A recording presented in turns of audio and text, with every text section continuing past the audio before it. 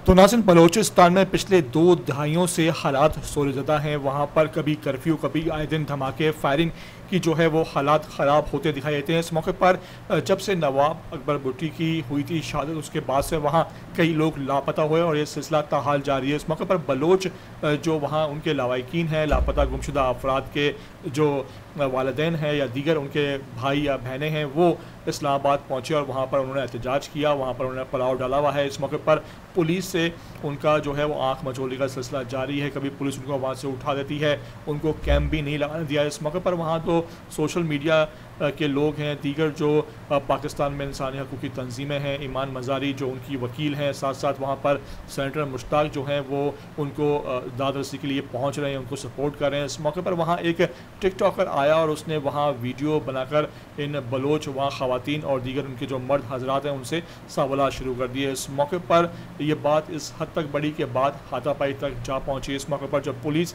के लोग थे वो इस टिकटॉकर लड़के को अपने साथ ले गए। इस मौके पर जो बलोच है उन्होंने इल्ज़ाम लगाया कि ये जो है वो एजेंसियों की तरफ से बंदा आया है, टाउट है और जानबूझ के हमसे इस तरह के सवालात कर रहा है और हमारी वीडियो बना रहा है। इस मौके पर सेनेटर मुश्ताक भी इस लड़ाई में कूद पड़े और फिर सेनेटर मुश्ताक और पुलिस वाले भी आमने सामने आ गए। इस मौके पर मामला जो है वो रफा दफा कराने के लिए दीगर वहाँ लोग जमा हुए और इस मौके पर बामुश्किल सूरत हाल पर काबू पाया गया। ये तमाम तरह मनाजिर कैमरे की आंख में कैद हो गए, जो आपको मैं वीडियो में आकर दिखाने जा रहा हूँ कि देखिए किस तरह वहाँ पर एहतजाज हो रहा था, किस तरह वहाँ लड़का पहुँचा, किस तरह उसने सवाल किया और फिर किस तरह वहाँ हालात जो है वो कशीदा सूरत हाल पैदा हुई। मेरी आपसे रिक्वेस्ट है कि ETV 247 उर्दू पर पहली बार आए हो तो लाजमी से इसको आप सब्सक्राइब करो, लाइक करो, शेयर करो और कमेंट करके मुझे अपनी कीमती आरा से लाजमी आगाह ज़रूर किया करो।